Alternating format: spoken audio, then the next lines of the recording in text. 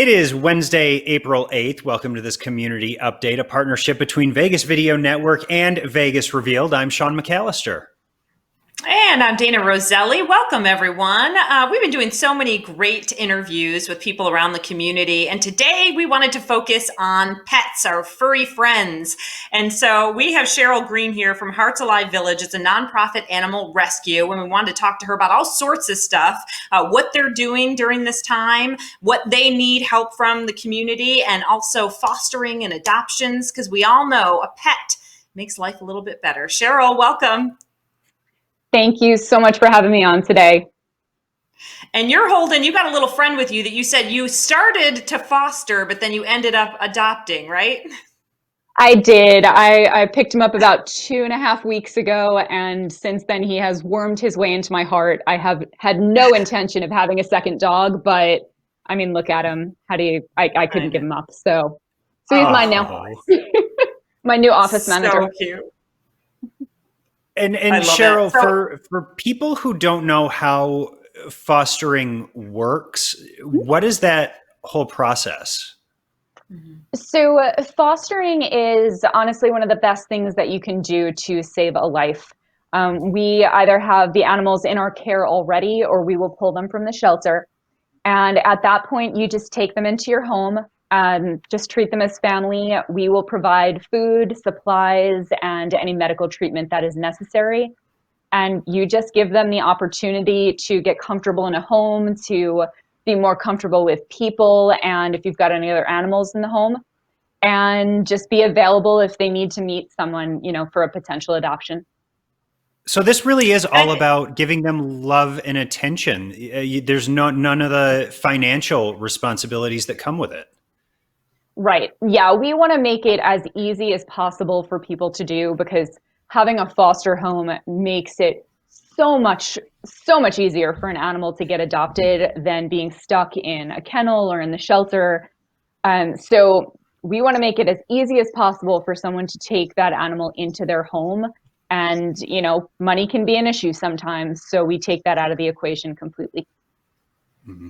And then I think sometimes people wonder, well, what do you need people to foster them for? So these are pets that aren't ready for adoption yet, or have some issues that you need to kind of work with and get them to your vet, and then they'll be ready for adoption, right? Is that kind of how it works? Yes to all of the above. Sometimes the animals are ready to go and they can be adopted in, 2 to 3 days. Sometimes they are dealing with some behavioral issues that the foster family will work with them on. Sometimes it's an age situation where they're too young to go into a forever family. And sometimes there are some medical conditions that they're working with. Right now we have a cat that was severely malnourished, and she's in a foster home right now until she plumps up, gets more healthy, and is ready to go to a forever family. Okay. And while overall, big picture, this isn't the best time that we're living in right now, it actually could be a good time for people to consider fostering. Yeah, it is a wonderful time to foster. It's a wonderful time to adopt, because when are you ever going to have more free time in your house? Giving animals that time to bond with a family if you are adopting, or just to get used to that family situation and that home situation. Plus, we're all lonely. Whether you live alone or you've got a family surrounding you, there is nothing better right now than having a furry friend to keep you company, keep you sane, and to cuddle with. So it's good for everybody. Yeah, that's so true. And then even that time, like you said, with people being home, it's that good adjustment period, because sometimes people feel like I'm so busy, I don't have time, because then, I adopt a dog or I adopt a cat and I want to be around them a little bit more. So that's also a positive, right? Yeah, I mean, it gives you time for training. It gives that bonding experience. So there's really just more time to get used to the animal being in the house and kind of get them to where you want them as a family member. And so how many pets do you have right now? How great is the need for not only fostering, but for adoption as well? Well, we are getting into the start of kitten season, so these numbers are going to probably double very quickly. But we probably have somewhere between 50 and 70 animals right now that are in foster homes or that are at our adoption center and that are looking for permanent homes. And the kittens, like I said, they just started. I think we might be up to 10 or 12 now. And they're way too young to go into a forever home, but we are always looking for new fosters. Oh, interesting. Okay. And what about like tell me a little bit about Hearts Alive just to begin with for folks that might not be familiar with your nonprofit. What do you guys do? How does the process work? And I know you also have a store too.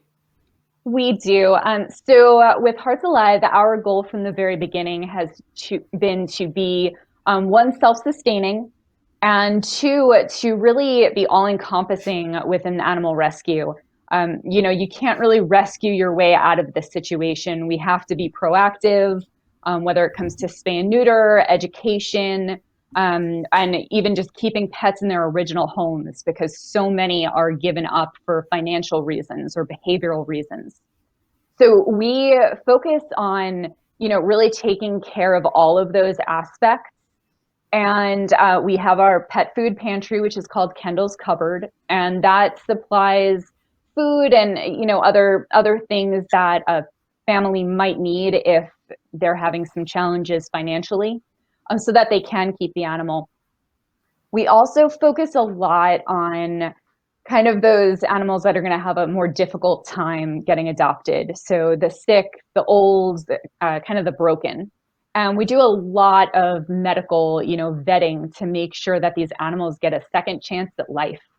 And our store is the self-sustaining part. So that is helping us to pay the bills anytime that you shop in our pet supply store, or during normal circumstances, our thrift store, which is not open right now.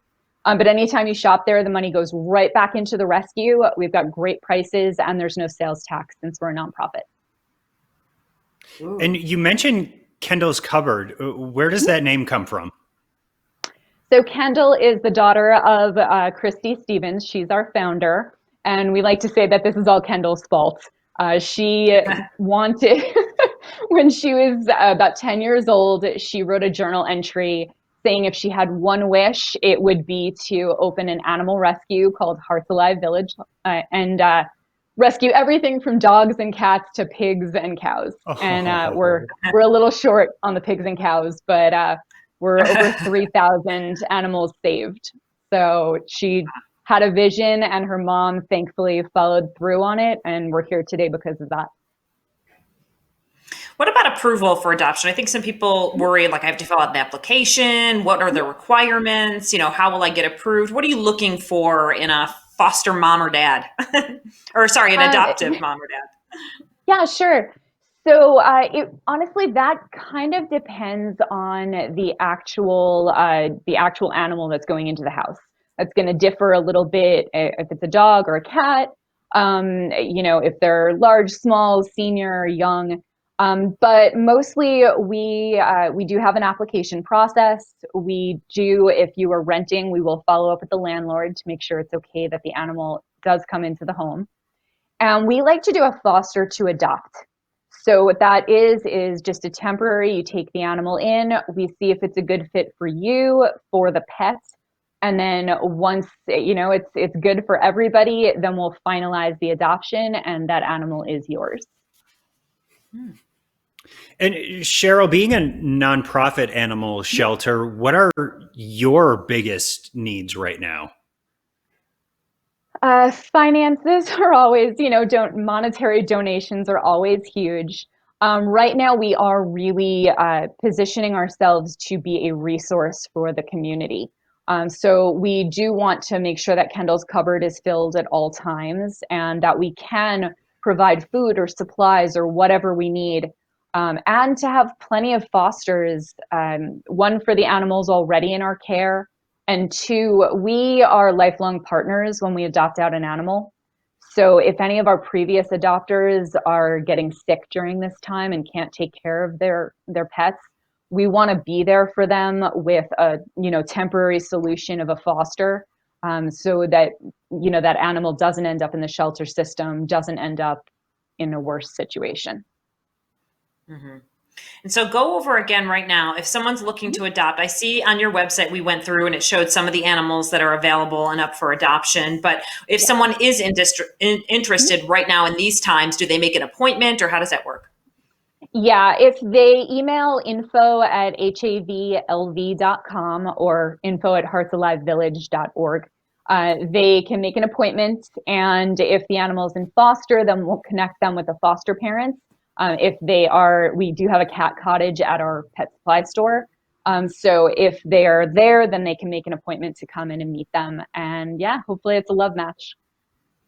And Sheryl, forgive me for the pun, and if I'm barking up the wrong tree here, but I know that there have been headlines in the past week or so about the potential of COVID-19 transmission from, humans to animals, animals to humans, all that. Is that anything that people really need to be concerned about when thinking about adopting or fostering right now?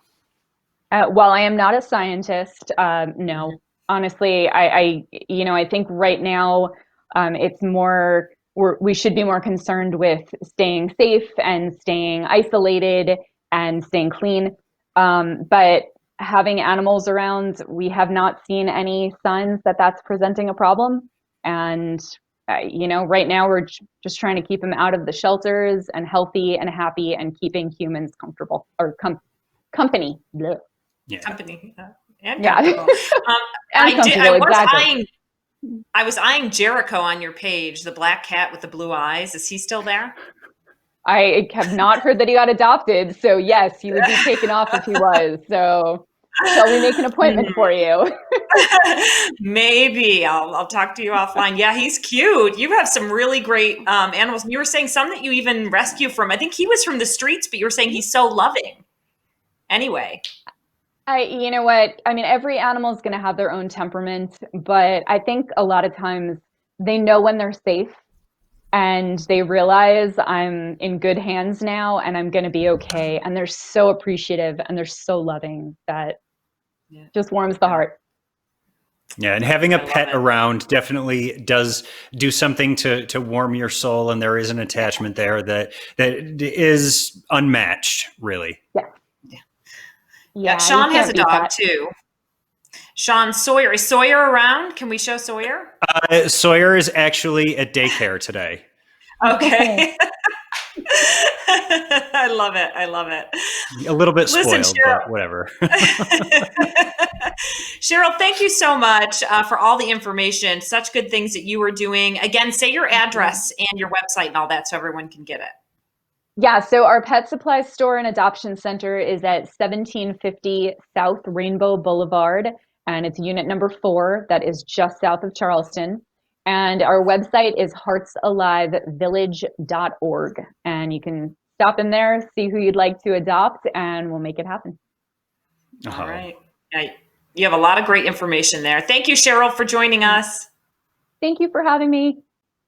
Thanks so much, Sheryl. And, I think pets are something that we do need to keep top of mind right now. And just because, our situation has kind of changed a little bit, that doesn't take away from the fact that there are a lot of pets that need fostering and that need adoption and that just need a home.